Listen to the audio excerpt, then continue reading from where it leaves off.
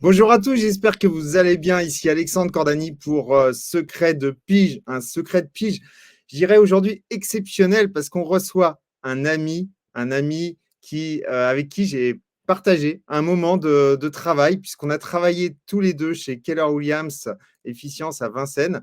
C'est un moment très agréable et aujourd'hui, il est parti aux États-Unis. Et oui, aujourd'hui, nous sommes avec les États-Unis. Il est à New York. Il vient de reprendre son travail à New York en tant que conseiller immobilier chez Keller Williams. Et j'ai l'honneur aujourd'hui de pouvoir interviewer Réginald sur tout simplement son activité. Je vous demande donc juste une petite seconde pour le générique et tout de suite après, on le retrouve. À tout de suite.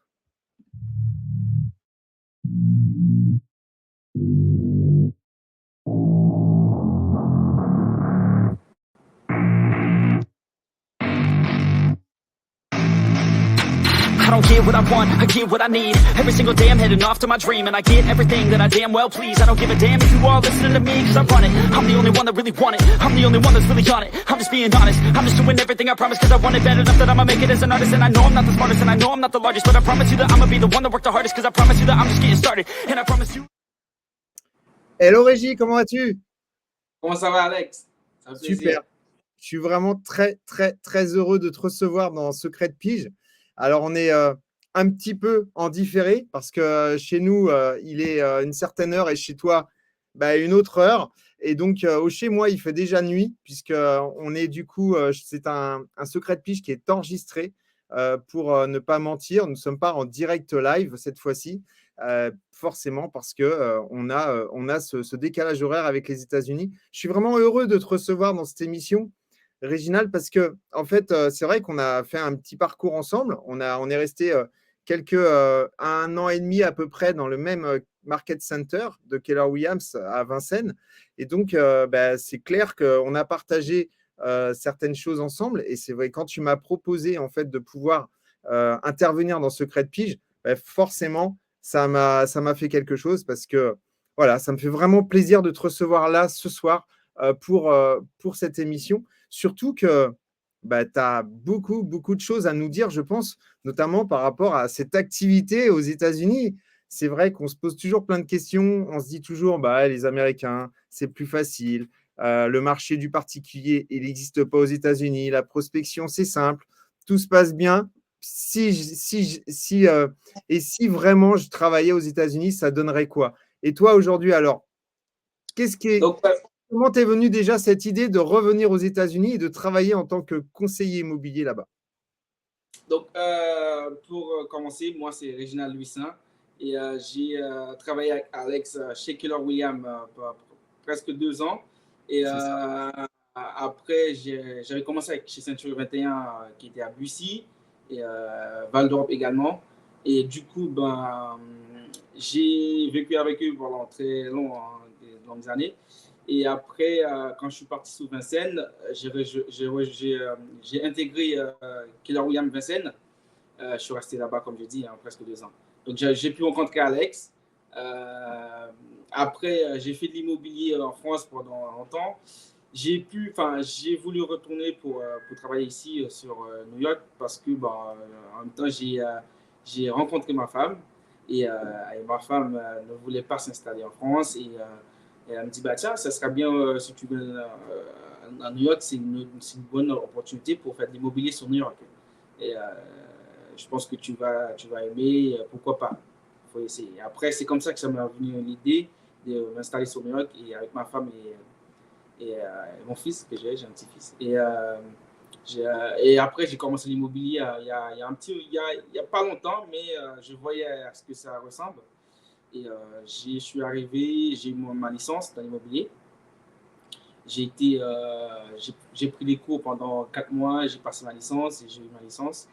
Et j'ai décollé, j'ai commencé. Génial, génial. 4 mois de cours pour devenir conseiller immobilier, c'est ça? C'est ça. Ici, ça s'appelle Real Estate Salesperson. Et si, admettons, quelqu'un veut ouvrir sa propre agence, il faudra qu'il passe un broker license, qui est à peu près la même période. Hein. Mais après aussi, si un real estate salesperson veut montrer sa propre agence, s'il a une certaine nombre de deals qu'il a pu enregistrer, qu'il a pu fermer, comme on dit ici, close, euh, donc il peut être aussi être, un broker. Un broker, ça veut dire un propriétaire d'agence immobilière. Ouais. Comme ici avec la carte T, en fait. On est conseiller immobilier, on travaille sur la carte de T de quelqu'un, la carte T de quelqu'un, et on peut Exactement. devenir finalement notre propre patron en ayant cette carte T. Et donc, il faut certains diplômes. Sauf Ouais. que aux États-Unis, c'est vraiment quelque chose de particulier à passer, alors qu'en France, bah, il y a des équivalences. Ouais. Mais en France, bah, quand j'ai fait mon BTS en France Immobilier. pour Ouais. côté, et après j'ai fait ma licence pour, euh, dans l'immobilier pareillement. Après, ici, sous 4 mois, tu peux monter ton agence ou être agent immobilier, mais en France, je sais que si tu veux monter ton agence, il faut avoir un certain nombre d'années, travailler dans l'immobilier ou passer un diplôme. Après, également, on peut travailler sur la licence de quelqu'un d'autre, bien sûr. Ok. Donc, c'est un petit peu comme en France finalement. Ouais, c'est un petit peu comme en France. Après, l'immobilier est tel, enfin dire, c'est un peu différent ici, mais ça reste quand même l'immobilier. Dans le sens où on trouve quelqu'un, on travaille la personne, on travaille avec la personne, excuse-moi, et, et après, bon, tu donnes le meilleur de toi. Il faut être différent par rapport à d'autres conseils immobiliers, hein. Bien sûr, C'est ça. bien sûr. Comment tu arrives justement à devenir différent, peut-être à montrer ta différence par rapport aux autres conseillers immobiliers? Euh, Parce que je pense qu'aux États-Unis et notamment à New York, il doit y avoir beaucoup, beaucoup de conseillers immobiliers. Et donc, du coup, comment tu as monté finalement ton personal branding de manière à être différent? Ça, c'est une très bonne question. Je sais pas, ici, être agent immobilier, c'est comme si on est une star, surtout quand on réussit bien Ah ouais, dans. Ouais. C'est se montrer régulièrement sur les réseaux sociaux, c'est parler avec les gens, c'est connaître les bonnes personnes, c'est aller des événements, aller rencontrer des gens, c'est ce qui fait la différence. Et aussi, être au service des autres.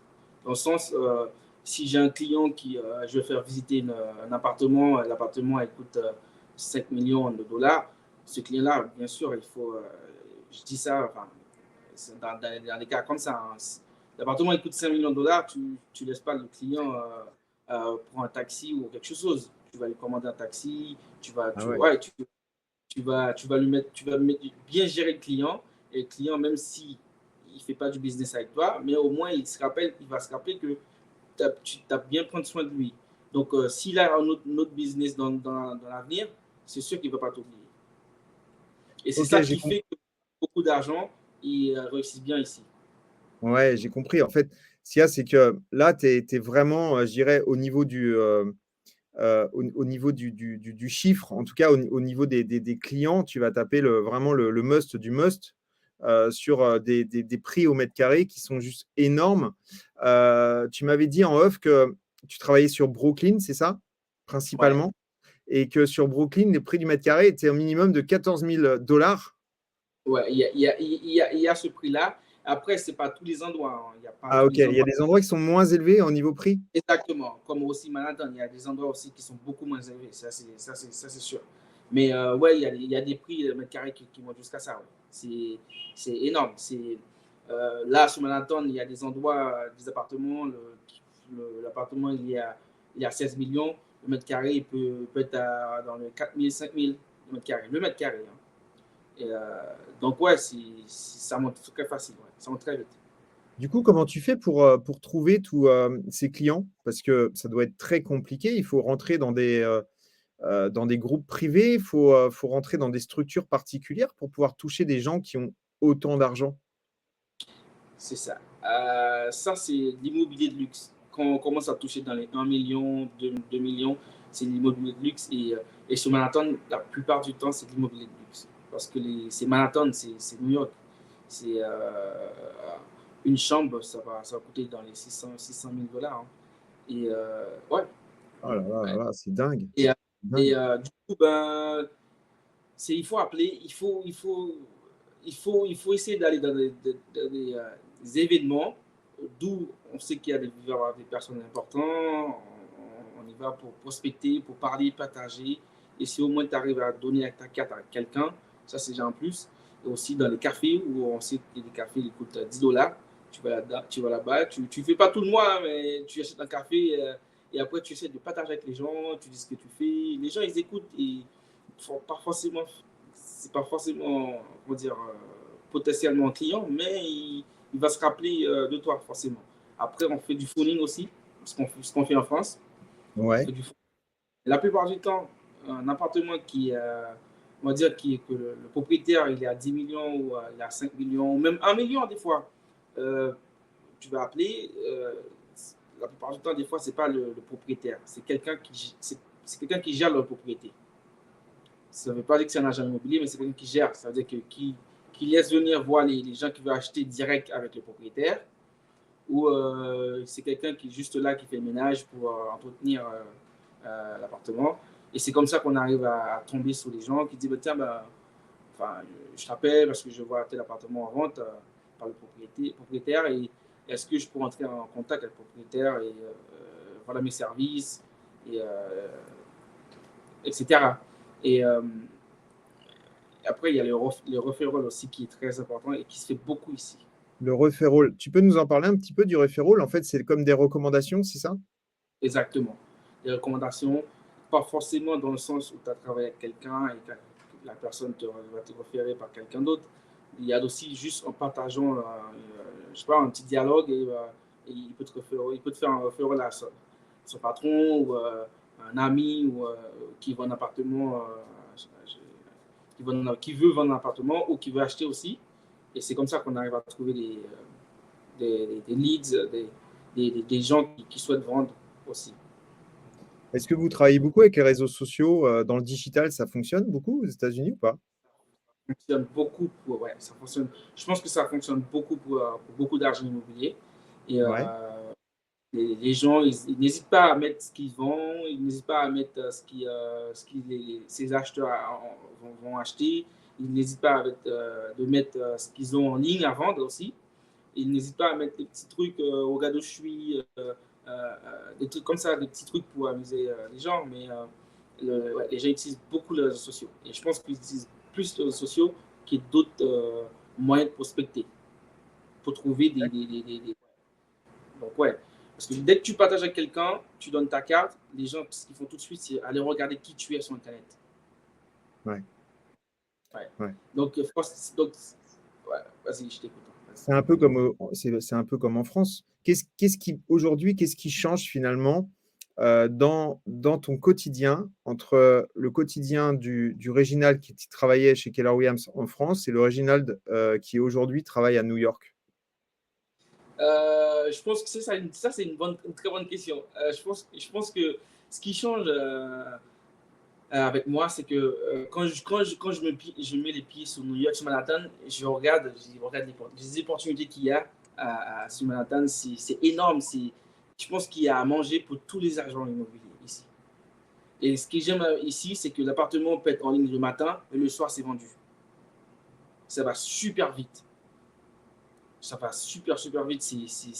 On peut appeler un propriétaire le matin. Ah, j'ai vu ton appartement. Est-ce qu'on peut se rencontrer le soir? Le soir même, c'est retiré en ligne. C'est vendu. Le marché va très Donc, vite. le marché va super vite. Et là, il y a beaucoup, beaucoup de propriétaires qui mettent en vente et beaucoup moins d'acheteurs en ce moment. OK. Donc, c'est normal parce que quand l'été arrive, c'est là les acheteurs ils achètent pour pouvoir s'installer et entrer en septembre. Donc, il y a moins d'acheteurs. Donc, ce que tu dis là, ça arrive quand même de moins en moins en ce moment. Oui, ça arrive bien sûr, hein, mais ça reste quand même un marché où ça bouge beaucoup. Ça bouge Mais, beaucoup. mais là, pour l'instant, c'est plus les vendeurs qui mettent en vente. D'accord. C'est Donc là, bien, toi, tu es en train de mettre en place justement tout ton stock de manière à pouvoir à un moment donné le ressortir quand ça sera le cas. exactement, ouais. Et ce qui va être d'ici un mois, hein, d'ici un mois, c'est le printemps. Ouais. Enfin, la fin du mois d'ailleurs, c'est le printemps. Et après, jusqu'à l'été, ça va aller très vite. Ça va aller super vite. Est-ce que tu travailles beaucoup déjà, est-ce qu'il y a un marché PAP? Parce qu'en fait, en France, c'est vrai qu'il y a un marché, on dit que le PAP prend à peu près 30%, PAP particulier, hein, Le Bon Coin particulier et autres, on dit que ça prend à peu près 30%, 30-35% du marché français au niveau immobilier. Est-ce que toi, aujourd'hui, dans l'immobilier à New York, il y a un marché PAP? Il y a un marché PRP. Et c'est ce que je faisais ce matin. J'ai appelé un PRP, quelqu'un ici, ça s'appelle For Sale by Owner. Ok, En plus court, ça s'appelle Facebook, For Sale by ouais. Owner. Et du coup, FSBO. ouais, c'est ça. Du coup, quand on appelle le PRP, ben, le client il dit ouais, pour l'instant, je suis pas prêt. Je souhaite essayer de le vendre par moi-même. Et on essaye de voir où il en est et essayer de travailler avec lui. Il y a un très grand marché PRP. Et la plupart du temps, ils finissent par travailler avec une agence. Donc, ouais, il y Et a une grosse. du coup, il y a des gens qui tentent tout seuls. Il y en a Exactement. comme en France. Ouais, comme en France. Après, il y a comme en France, mais je dirais quand même qu'ici, ils arrivent toujours à finir par travailler avec une agence immobilière. Ouais. Ok. Ok. Mais par rapport, on va dire, pour comparer avec des propriétaires qui essaient de vendre eux-mêmes et comparer à des agences qui prennent des mandats aux propriétaires, c'est beaucoup plus. Dès que tu arrives à faire une coopérative du marché, il y a plus, on va dire sur une échelle de 10, il y a 8% t'as 8% de chance de travailler avec le propriétaire. Ouais. Ouais. Les gens sont plus ouverts pour travailler avec des agences immobilières qu'en France. Que d'essayer de travailler tout seul parce qu'ils savent que même s'ils font des recherches pour voir combien mettre leurs biens, tout ça, ils n'ont pas toutes les informations pour pouvoir essayer de guider un acheteur, pour essayer pas nécessairement convaincre, mais guider quelqu'un pour faire comprendre à la personne, regarde, mon bien il coûte tel, tel, tel, tel, et c'est comme ça, c'est regarde l'impôt. Ils n'ont pas tous ces arguments-là. Mais c'est pour ça qu'ils finissent toujours par travailler avec quelqu'un. Moi, je pensais qu'aux États-Unis, les chiffres, en fait, les statistiques, les chiffres, ils étaient vraiment très, très ouverts. C'est-à-dire que tout le monde pouvait pouvoir accès à énormément de données. La Ouais. data, hein, ce qu'on appelle l'open data, qui aujourd'hui arrive un petit peu en France de plus en plus. C'est-à-dire qu'on a de plus en plus la possibilité d'avoir de la data. Mais je pensais qu'aux États-Unis, c'était vraiment très, très ouvert et que du coup, les gens avaient justement ces Zillow, je crois, le site Zillow où il y a toutes les données et du coup, les estimations qui sont directement sur la carte. Ouais, ouais, c'est très bien ce que tu dis. On a Zillow, moi je l'ai sur mes appareils. Et du coup, bah, Zillow, ce qu'on fait, on appelle, tu as les agences qui mettent leurs biens, tu as aussi les propriétaires qui mettent leurs biens aussi. Donc, soit tu appelles les agences, mais tu ne peux pas appeler les agences pour essayer de démarcher. Hein, parce que ici, c'est interdit d'appeler une agence, enfin, c'est interdit d'appeler un propriétaire qui a déjà son bien en agence. Interdit. Ouais. Soit tu appelles Ok, l'agence pour essayer de faire du business avec l'agence, mais tu n'appelles pas l'agence, tu n'appelles pas le propriétaire pour essayer d'avoir le mandat. ok, Donc, ça, c'est pas possible.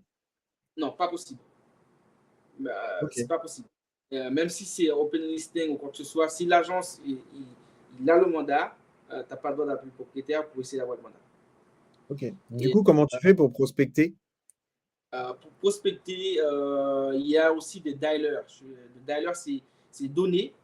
Tu peux essayer. Je sais qu'il y a beaucoup d'argent ici qui sont des dialers. D'ailleurs, ils payent un prix par mois et tu as des données des propriétaires qui peuvent être à 5000 numéros, des propriétaires nom, prénom, email. Et tu payes, je sais pas, des fois ils payent jusqu'à 120, 150 dollars par mois et tu appelles. Des propriétaires qui souhaitent vendre et des propriétaires aussi qui sont en vente et tu appelles. Mais ça, c'est payant. On ne paye pas moins. Ok, ok. Donc, en fait, c'est des services que tu as et tu peux récupérer en fait des propriétaires, des gens, c'est des propriétaires qui vendent ou c'est uniquement des gens qui sont propriétaires de leurs biens? C'est des gens qui sont uniquement propriétaires de leur bien. Ah, c'est Ouais, bien ça, parce que du coup, tu cibles vraiment, tu retires tous les locataires et tu cibles vraiment que les propriétaires. exactement, c'est ça. Et Ah, ça, des chiffres, des fois, je vois qu'il y a des agents qui ont jusqu'à 5 000, 10 000 numéros, hein, nom, prénom, email. Non. Mais ouais, par contre, on ne paye pas moi, c'est un abonnement. ouais. Toi, aujourd'hui, tu utilises ce système-là ou pas? Honnêtement, j'utilise pas, mais je pense dans l'avenir peut-être oui. Mais pour l'instant, j'ai d'autres façons de prospecter. Moi, j'appelle du Zelo, je sais pas si tu connais, et ça marche très bien pour moi. Zillow, c'est ce dont on parlait On avant. parlait tout à l'heure. Ouais, c'est ça. Et après, moi, je suis très, très, très physique. Moi, je vois les gens. Je suis très physique et c'est mon point fort. Mais après, j'appelle aussi. Hein, tout le matin, j'appelle. L'après-midi, je sors voir les gens. Ah oui, tu Ouais. prospectes beaucoup, tu vas voir les gens, Ouais. tu vas discuter avec eux dans la rue. Est-ce que tu fais du Exactement. porte-à-porte? Je fais du porte-à-porte, mais différent. Pour dire dans le sens où je vais me rendre chez quelqu'un et toquer.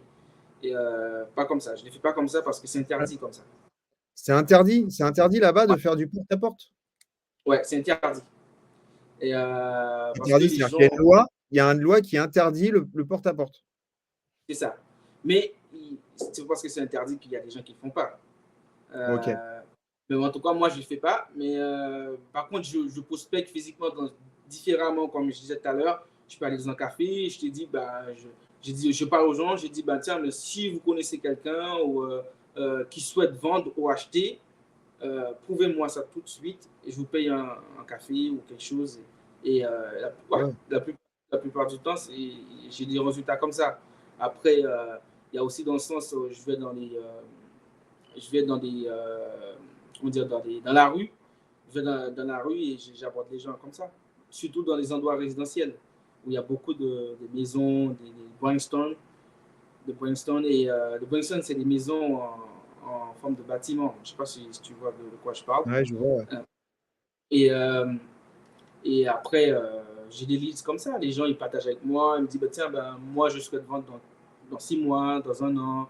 Tiens, mais il y a un tel qui est en vente. Il faut essayer de savoir s'il est en vente.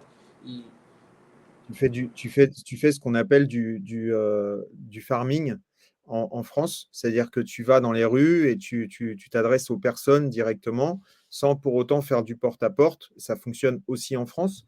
Peut-être qu'à New York, ils sont peut-être plus ouverts parce que peut-être que la mentalité est différente vis-à-vis des agents immobiliers.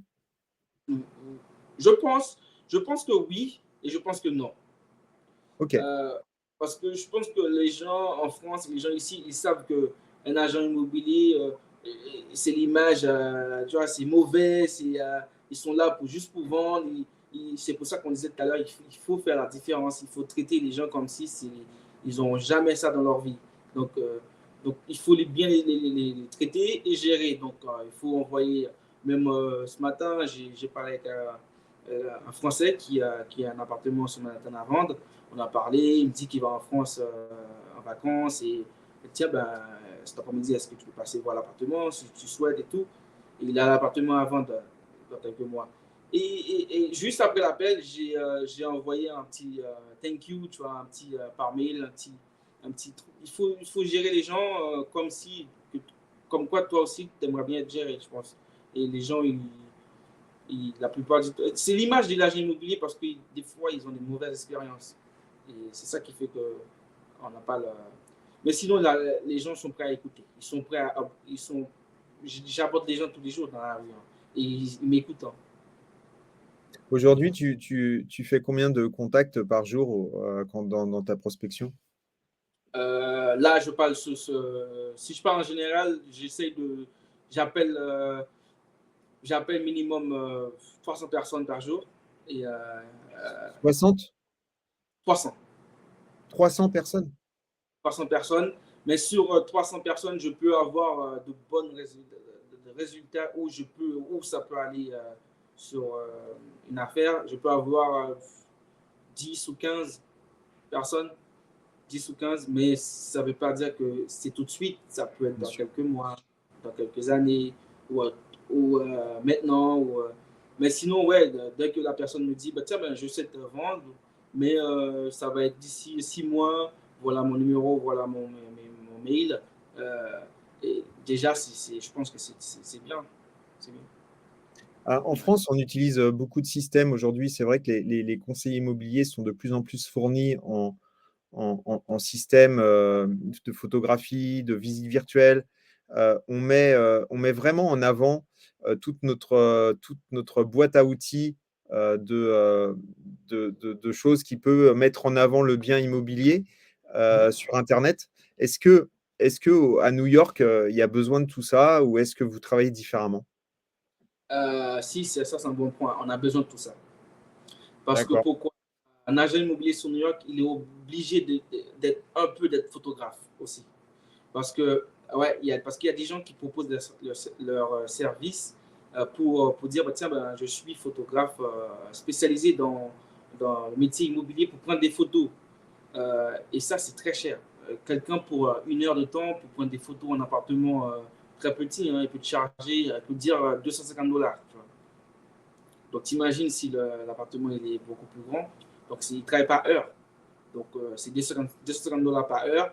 Et si maintenant il reste pendant 3 heures dans l'appartement, donc tu montes facilement à 600, $700 de travail. Donc, du coup, nous, ce qu'on achète, c'est on achète un appareil photo ou c'est un téléphone qui prend des belles photos. Et après, on achète quelque chose pour mettre ton appareil, tu prends des belles photos et après, tu travailles tes photos chez toi ou au bureau Ça. et tu mets ça sur Internet et prendre des vidéos aussi avec des drones. Avec des drones? Ouais, avec des drones, ouais. Ok. Et, ça, par contre, je pense il faut travailler avec quelqu'un, je pense, pour faire ça. Parce que je pense que c'est beaucoup plus, je pense. Et il faut une licence. Et tu ne peux pas faire voler quelque chose comme ça dans l'air. Hein, ouais, je pense que. Ah non, j'imagine, c'est comme en France. Tu as déjà pris un mandat ou pas, toi, depuis que tu as redémarré l'immobilier là-bas? Ouais, j'ai pris un mandat. Ouais. J'ai pris le mandat, mais le mandat, je n'ai pas publié encore parce qu'il me dit, on a mis une date dessus où je dois le publier, où je dois le mettre en ligne. Ok. Mais c'est des gens, c'est des référents qui arrivent de ma femme. Ouais. Ok. Donc ta femme, elle a des contacts et du coup, tu as pu prendre un mandat suite à une relation de ton épouse. C'est bien ça, c'est normal, Ouais, c'est comme ça que ça fonctionne aussi en France. ouais, après, ici aussi, avec ta licence, tu peux faire de la location. Tu Ok. peux vendre et faire de la location. Et j'ai aussi des référents qui arrivent de ma femme aussi, des gens que ma femme connaît, des gens qui souhaitent s'installer sur New York. Et du Elle est coup, cool ta ben, femme. bah, franchement, là-dessus, franchement, c'est top. Hein. Après, il faut dire aussi l'argent reste à la maison. Ça ne va pas aller nulle part. Ouais, c'est clair, c'est clair. Au niveau taux d'honoraires, on n'en a pas parlé. C'est vrai qu'en France, on est souvent on va dire, entre 4 et 7%, 8% suivant les prix des biens. Euh, vous êtes à combien environ au niveau taux d'honoraires? Moins élevé qu'en France, je crois. C'est ça. Mais c'est pas parce que c'est moins élevé que on peut pas fixer ces honoraires au-dessus. Nous, New York, la plupart du temps, on prend 6%. Tu vas trouver beaucoup Ah d'agences. ouais, 6%, c'est pas mal quand même en moyenne.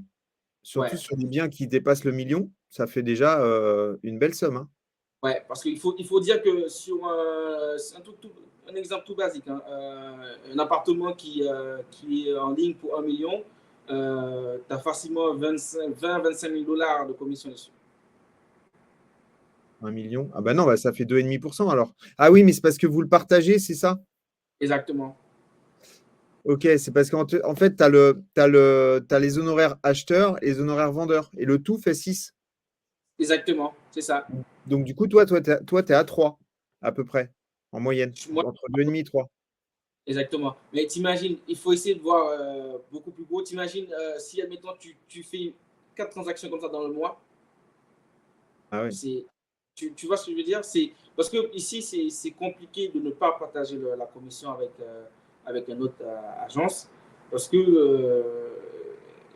la plupart du temps, c'est l'autre agence qui trouve l'acheteur ou le Parce vendeur. qu'en fait, on peut faire on peut avoir un bien et trouver nous-mêmes le vendeur. Tu peux être aussi bien avec l'acheteur qu'avec le vendeur ou tu n'as pas le droit de représenter On, l'acheteur et le vendeur? on a le droit, mais c'est super compliqué parce qu'il y a quelque chose qui s'appelle All Car. All Car, c'est obedience, loyalty et disclosure. Et là, je m'arrête au milieu. Hein. Parce que déjà, tu as deux clients, tu as l'acheteur et le vendeur. Donc, il faut que tu amènes your best interest. Le best interest, ça veut dire qu'il faut que tu t'amènes, il faut être loyal à quelqu'un et tu ne peux pas être loyal à deux personnes. Et du coup, l'État, enfin, la loi dit que tu peux le faire, mais c'est super compliqué. Du coup, ce qu'on fait, c'est, admettons, moi, j'ai l'acheteur, enfin, j'ai le vendeur et que j'ai un agent que je m'entends très bien, et il travaille super bien. Je lui dis, tiens, bah, si ça te dérange de présenter l'acheteur, par contre, il faut que je tiens au courant l'acheteur s'il y a quelqu'un qui peut lui présenter, qui peut le présenter. Et euh,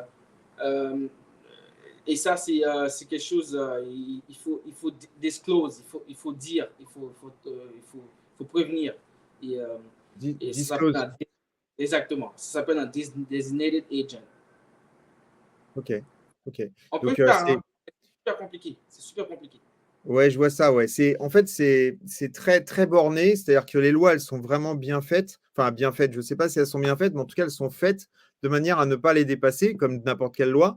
Mais par contre, effectivement, en France, on est tout le temps en train de se plaindre en disant on est borné par des lois. Mais en fait, finalement, c'est beaucoup plus simple.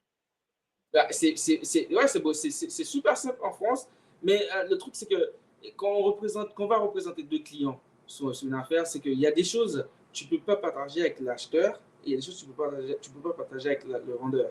Donc, c'est pour ça qu'il y a ce truc qui s'appelle all car, tu vois. Et il faut être loyal avec quelqu'un et tu ne peux pas être loyal avec les deux. Impossible. Parce que financièrement, il y a des choses que tu ne peux pas dire aux deux. Donc, c'est pour ça qu'il vaut mieux choisir quelqu'un qui représente l'acheteur ou le vendeur. Et après, si tu arrives à le faire, c'est top. Il y a des agents qui arrivent super bien à le faire. Hein, À représenter les deux. ouais, il y a des agents qui arrivent à le faire. Hein, Mais sans, du coup ils sont en dehors des lois. non, la loi dit que tu peux le faire. Ah, C'est juste que c'est super compliqué de le faire. ah, ok, d'accord, je Donc, comprends. donc l'agence te dit qu'il vaut mieux faire représenter par quelqu'un, un de tes clients, ou si tu arrives à le faire, tant mieux. Mais par D'accord, contre, ok. tu peux avoir des gros soucis. Ok, je comprends. Je comprends. Là, C'est super long à expliquer. il y a des remises qui sont faites ou en général, quand tu présentes un bien, c'est négocié de la même façon qu'en France ou aux États-Unis, tu négocies pas les prix, c'est net et les gens ne discutent pas. Si, tout est négociable. C'est sûr, tout est négociable. C'est comme en France. Et on peut même, un appartement peut même être mis en ligne à 3 millions et quelqu'un qui est super intéressé, il paye 7 millions. Il paye 7 millions facilement. Ah oui, c'est tout. En Moi, fait, tu es en train de dire qu'on peut faire de la surenchère sur le prix des biens? exactement. Ouais. Et d'ailleurs, j'avais entendu qu'au Canada, en fait, quand tu amenais une offre, bah, il pouvait y avoir effectivement de la surenchère. Même si tu amenais l'offre au prix, tu n'étais pas sûr en fait d'avoir l'affaire et que ça se trouve, le prix allait comme ça augmenter pendant toute la journée jusqu'à un certain moment. Est-ce que c'est pareil que pour toi? Ouais. Ça peut être comme ça. Ouais. La plupart du temps, les propriétaires ils reçoivent 5, 6, 7 offres. Et c'est surtout, Ah, ben, il y a des gens aussi qui payent comptant. C'est très souvent sur New York. Les gens ils payent comptant et là, dès que le propriétaire entend comptant, oui, d'accord. c'est close, comme on dit. C'est très fréquent sur Manhattan. Ok, ok. Ben, c'est pas si simple que ça, finalement. Et il y a beaucoup, beaucoup de différences. Alors, j'ai retenu qu'il n'y avait pas tant de différences que ça au niveau de la prospection. Ouais, C'était finalement beaucoup de farming. Le porte-à-porte, il n'est pas forcément autorisé, mais il y en a qui le font. Mais sinon, ouais, tu fais beaucoup de téléphone. Donc, 300 coups de fil par jour, tu passes. Ce qui est juste énorme pour avoir un retour à peu près de 10 à 15 personnes qui éventuellement pourraient euh, dans le futur être intéressé par tes services et que du coup, tu as passé un diplôme pendant 4 mois, c'est ça, de ouais. manière à pouvoir commencer à travailler dans une agence immobilière. Là, aujourd'hui, tu travailles dans le réseau Keller Williams. Moi, j'ai entendu parler de Ryan Serrant. C'est quelqu'un que je regarde sur les réseaux sociaux. Vous pourrez regarder sur YouTube. Il est juste extraordinaire, ce gars aussi. Et t'as pas eu envie de travailler pour lui quand tu es arrivé sur New York? Tiens, il passe beaucoup d'émissions ici. Il est souvent dans les émissions. Il passe C'est un dans Stephen Plaza? c'est 10 fois plus. Parce que là, il a un building là, downtown Brooklyn, dans la ville de Brooklyn, qui le building, il est je sais pas, dépasse les 20 millions. Et, euh, du coup, ben, lui, il a créé une personnalité. Il s'est vendu, avant de vendre un bien, il s'est vendu lui-même. D'être souvent sur les réseaux sociaux, de faire il met plein de posts sur les réseaux sociaux, il va rencontrer des gens. Donc, après, il a commencé aussi dans l'immobilier à 20 ans. Donc, donc est-ce que je voulais travailler pour lui? Non, parce que je pense que je peux me former et sur long terme, ça peut devenir pareil, ou peut-être mieux même. Mais en tout cas, il m'inspire, bien sûr. Ouais, c'est vrai qu'il est inspirant. Là, aujourd'hui, tu es, dans les locaux. Il y a combien de mètres carrés au niveau des locaux de Keller Williams, là où tu es? Ouh là là, c'est super grand, hein. C'est fou. On dépasse les 8 mètres carrés, hein. Combien? Ah, presque 8 000, hein. 8000 mètres carrés? Vous êtes combien Ouais. à travailler là, dans ce market center?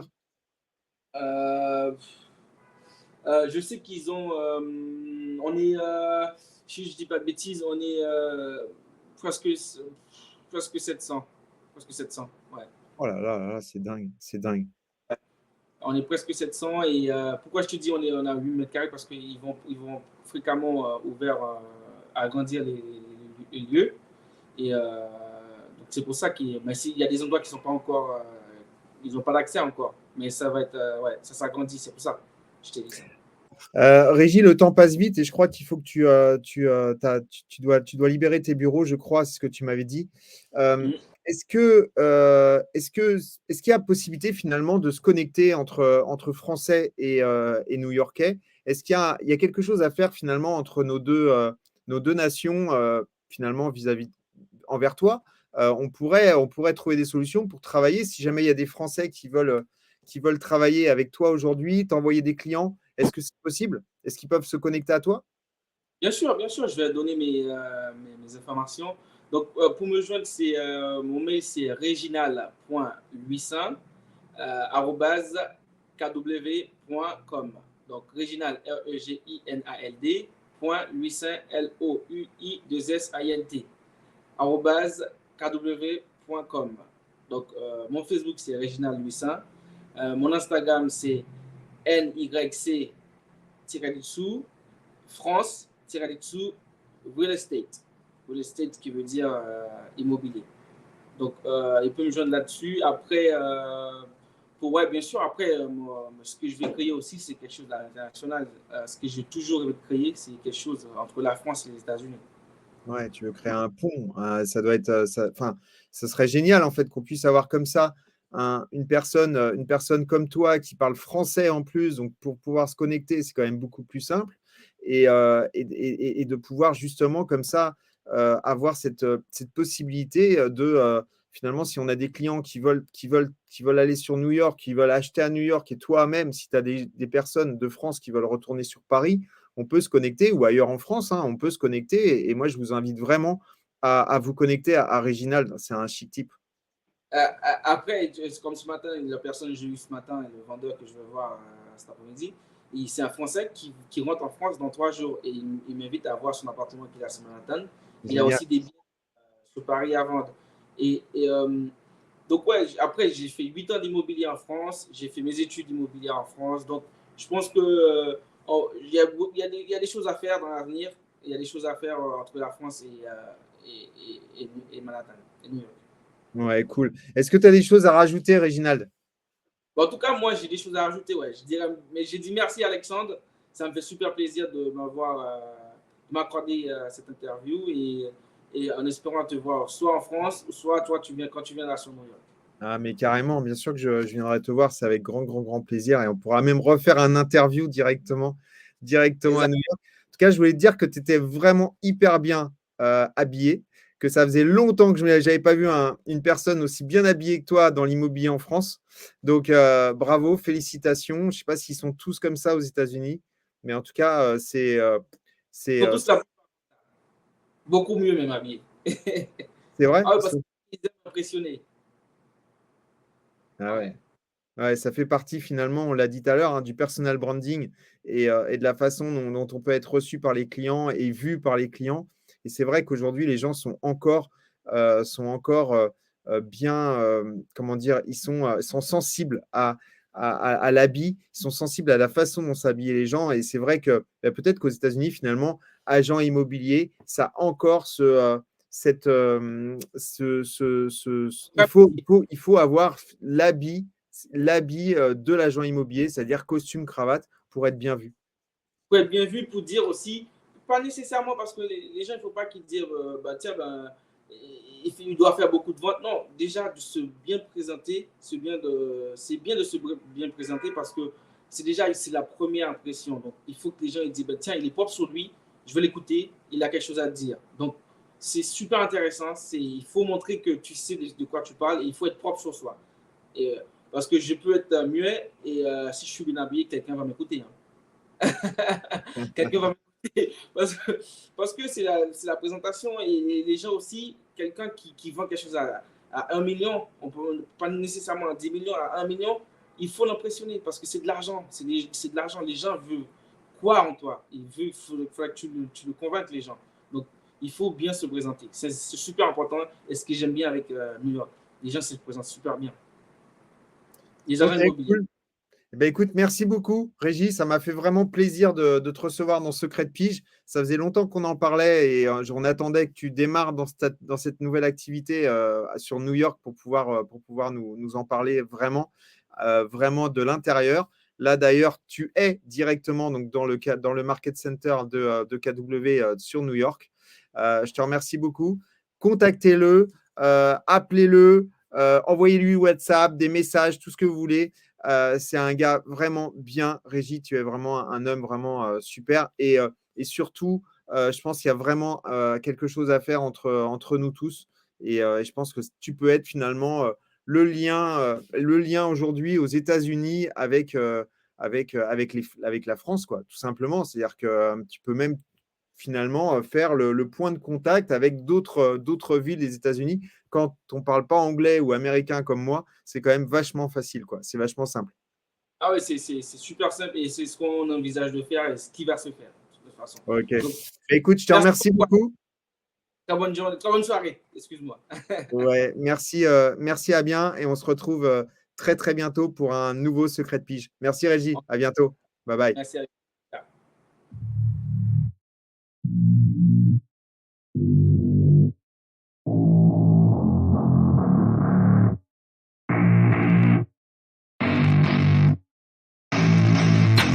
I don't get what I want, I get what I need. Every single day I'm heading off to my dream, and I get everything that I damn well please. I don't give a damn if you all listening to me, cause I run it. I'm the only one that really want it, I'm the only one that's really on it. I'm just being honest, I'm just doing everything I promise, cause I want it bad enough that I'ma make it as an artist. And I know I'm not the smartest, and I know I'm not the largest, but I promise you that I'ma be the one that worked the hardest, cause I promise you that I'm just getting started. And I promise you